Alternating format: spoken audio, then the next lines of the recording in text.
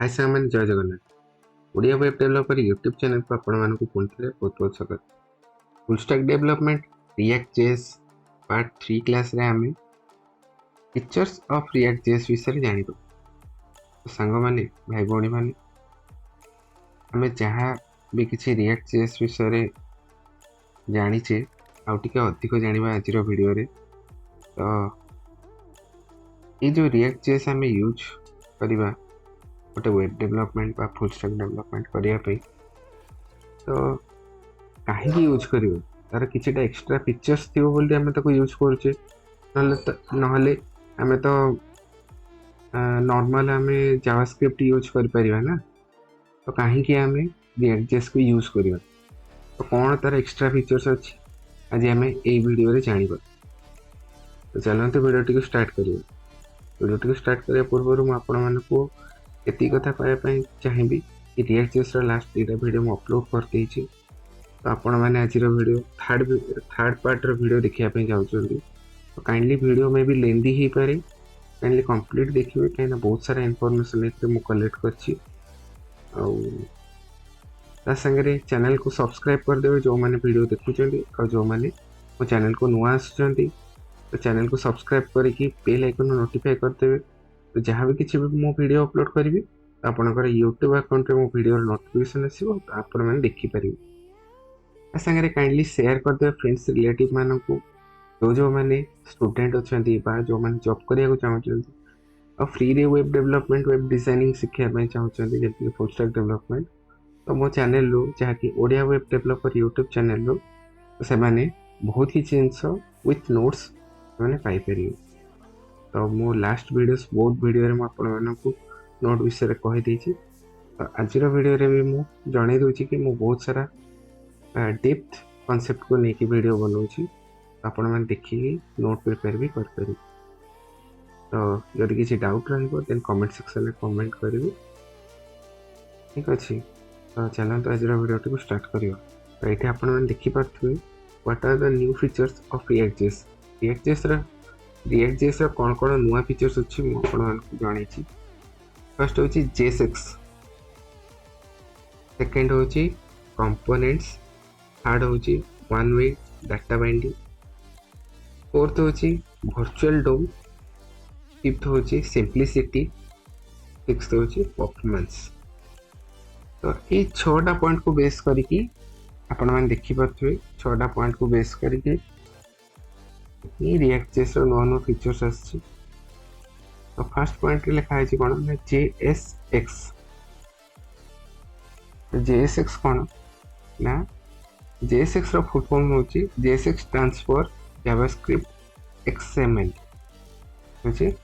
तो JavaScript रो XML format को हम कहबा JSX। It is a JavaScript syntax extension। तो मे भी आपन को जदि टी कंफ्यूजन लागुची हमें तळे काम करबा तळे आपन माने बुझी परिबे ठीक अछि। तो एबे किछि बुझिया दरकार नै आपन खाली सिंपल जानंतु JSX stands for JavaScript XML। तो JSX माने नॉर्मली कहया पे गले JavaScript रो XML format. It is a JavaScript syntax extension। जेमिति हमरो .html .js.css तो एग्जैक्टली हमें किसी गोटे फाइल नेम देकी .jsx में देकी कोड से JSX फॉर्मेट रे कोड करि परिबे। एमती html demo.html करके हमें html फाइल लिखुछु जेमती हमें script.js करके हमें जावास्क्रिप्ट फाइल को लिखुछु जेमती हमें style.css लिखिकी गोटे स्टाइल सेट फाइल क्रिएट कर परछु। सेमिति डेमो डॉट की स्क्रिप्ट डॉट की index dot home dot JSX आपण लिखिकी आपणकर कोड करि परिबे दैट टू JSX फॉर्मेट। जेमते HTML CSS जावास्क्रिप्ट रो डिफरेंट फॉर्मेट रहउची सेमती JSX रो भी सेपरेट फॉर्मेट रहउची बुझियला। इट इज एन XML और HTML like syntax used by React.js। तो आपण माने पर्टिकुलरली React.js यूज करले ही JSX आपण यूज करि परिबे बुझियला। नेक्स्ट आम जी कंपोनेंट्स। तो यहाँ हूँ बहुत इंपोर्टेंट आप कंपोनेंट्स। कंपोनेंट कौन आपण मैंने जिते कोड लिखे से आप जापर एक्चुअल कंपोनेंट कौन। तो मु सिंपल कहीदे कंपोनेंटा कौन ना कंपोनेंट माने गोटे पीस ऑफ गोटे आपण मैंने नहीं पारे कि गोटे वेबसाइट रो गोटे खंड को आपण मैंने आज ए कंपोनेंट हिसाब से नहीं पारे। ठीक अच्छे तो मुझे कहीदे जहाँ लिखाई मुझे कहीदे आम प्रैक्टिकली देखा कौन actually component. JavaScript is all about component. Sorry, React.js is all about component. तो पूरा कंप्लीट जदि आपण माने कंपोनेंट बेस प्रोग्राम चाहते ताले से React.js रे ही हे पाउछ। ठीक अछि नेक्स्ट रे React.js divided the web page into multiple components। तो React.js कौन करे ना कंप्लीट वेब पेज को भाग भाग कर दिए कंपोनेंट थ्रू रे ताको मल्टीपल कंपोनेंट कर दिए। ठीक अछि next React.js application each component has its own logic and control। तो आपण माने गेस करंतु हम पाखरे गोटे वेब पेज अछि सेथिरे 6टा कंपोनेंट अछि। तो प्रति कंपोनेंट रो निजर ओन लॉजिक थाए आ निजर कंट्रोल थाए। ठीक अच्छे next these components can be reusable which helps you to maintain the code when working on the larger scale projects। तो ये जो कंपोनेंट गुड़ा कौन ना reusable हो पारे जहाँ कि आमको हेल्प करे गोटे लार्ज स्केल प्रोजेक्ट जो आम कम करवा से टाइम रे ये कंपोनेंट को आम रीयूज करि परिबा। बुझीला नेक्स्ट टाइम जी कौन लिखाई वन वे डाटा बाइंडिंग। ये आपण मैंने लिस्ट देखिए जहाँ लिस्ट अच्छी से अनुसार आपण कहीदे फर्स्ट हूँ JSX नेक्स्ट हूँ कंपोनेंट्स थर्ड हूँ one way data binding fourth हूँ वर्चुअल डोम फिफ्थ हूँ सिंप्लिसिटी सिक्स्थ हूँ परफॉर्मेंस।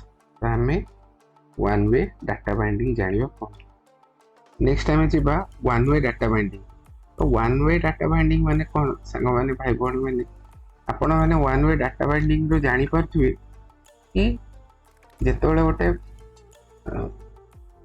लेट्स से आपण नै दियंतु वाटर जेमति पानी झरणा वर्षा। तो एटा होची वन वे फ्लो ताकर थाए। तो पानीटा कौन सब बेले ऊपर तलू ही जाए से ए केस रे भी सेही टाइप रो डाटा फ्लो होची जेमिति कि मो लिखिछि कौन फर्स्ट लाइन रे one way data binding the name itself says that it is A one directional flow. तो सब बेले मन रखते हैं तो React.js सब बेले वन डायरेक्शनल फ्लो रे ही डाटा फ्लो करि थाए। बुझियला नेक्स्ट लाइन में लिखिछि the data is React flows only in one directional, that is the data is transformed top to bottom जहाँ हम कहली that is from parent component to child component। सब बेले मन रखते हैं तो डाटा parent component रू ही child component को डाटा फ्लो करि थाए parent component to child component। the properties or props in the child component cannot return the data to its parent component, but it can have communication with the parent components to modify and state according to the provided inputs। तो ये मुझे लिखी कौन the properties or props in the child components cannot return the data to the parent component। तो ये case रे कौन ना चाइल्ड कंपोनेंट रू केबे भी पेरेंट कंपोनेंट को डाटा जाई परिबो नाही। बुझियला but it can have communication with parent component to modify the state according to the provided input किंतु आमे चाहिए स्टेट मैनेजमेंट को मॉडिफाई करि पारिबो ठीक अछि it can have communication with the parent component to modify the state according to the provide input तो ये से कहवा को चाहूँगी आमे चाहिए पेरेंट कंपोनेंट को स्टेट अकॉर्डिंग टू स्टेट आमे मॉडिफाई करि पारिबा टू द प्रोवाइडिंग इनपुट देवा पे हमें प्रोवाइड करबा पे हमें पेरेंट कंपोनेंट को मॉडिफाई करि पारिबा किंतु रेयर केस रे बुझियला नेक्स्ट वर्चुअल डॉम एटा हो बहुत इंपोर्टेंट तो लास्ट मु जोटा कहले आपण जदि भी बुझी पारनते हमें तो काम करबा आपण माने भलसे बुझी पारिबे वर्चुअल डॉम भी आपण माने जदि जावास्क्रिप्ट रो ऑब्जेक्ट मॉड्यूल जानिचंती ताले क्लियरली बुझी पारिबे तो वर्चुअल डॉम माने कोन ना DOM stands for document object module DOM stands for कोन ना object sorry document object module it is the most important part of the web as it divided into module and execute the code तो ये जो डोम कौन करे से कौन करे ना मॉड्यूल को डिवाइडेड कर दिए आउ कोड को एग्जीक्यूट करे तो ये जो ऑब्जेक्ट डॉक्यूमेंट ऑब्जेक्ट मॉडल कौन करे मॉड्यूल को डिवाइड करे और कोड को एग्जीक्यूट करे ठीक है ना next usually JavaScript frameworks update the whole document at once तो जावास्क्रिप्ट फ्रेमवर्क कौन करती ना कंप्लीटली डोम को से अपडेट कर दियंती तो डोम कौन ना डॉक्यूमेंट ऑब्जेक्ट मॉडल जेतेबेले गोटे जावास्क्रिप्ट रे आपण काम करिवे मेनली आपण को डॉक्यूमेंट ऑब्जेक्ट मॉड्यूल ही काम करने पड़ी तो जो मैंने डोम कौन जानी ना काइंडली आपण मैंने यूट्यूब फॉलो करके बहुत जिनस जानीपर जदि आप जाना ताले मु वीडियो आग को बनैबी तो धीरे धीरे आम जाना डोम कौन ठीक अच्छे आप व्यस्त हवा किसी भी दरकार नहीं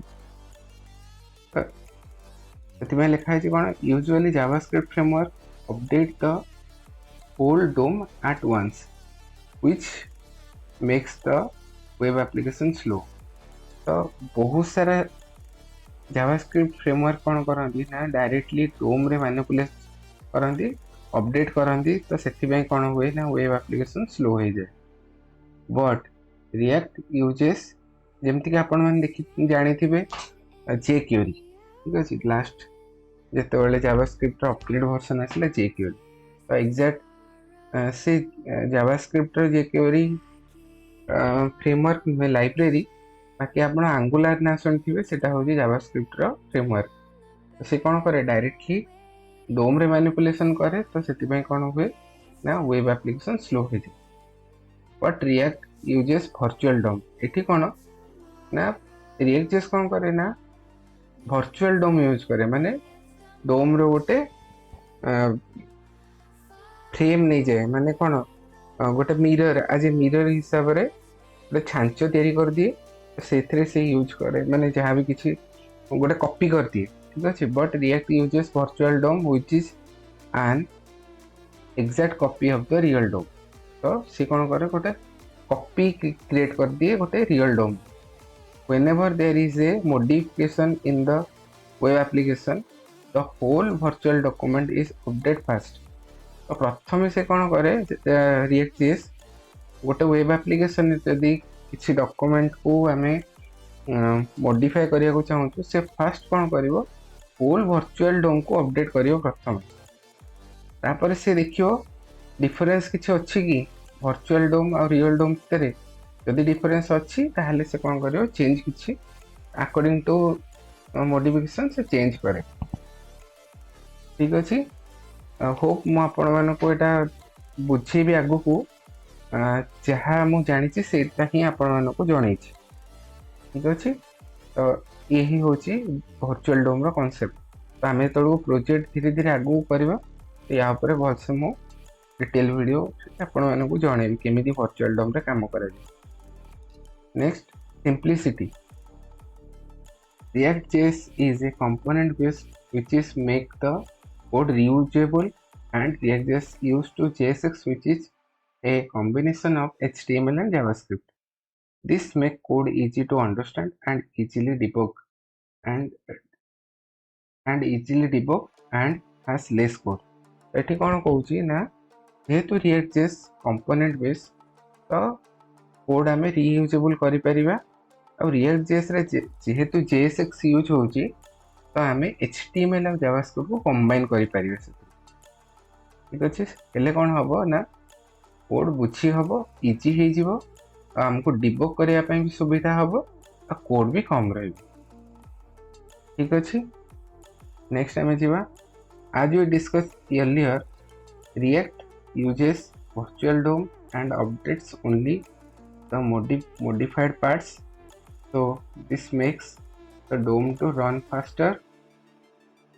DOM execute in memory, so we can create separate component which makes the DOM run faster.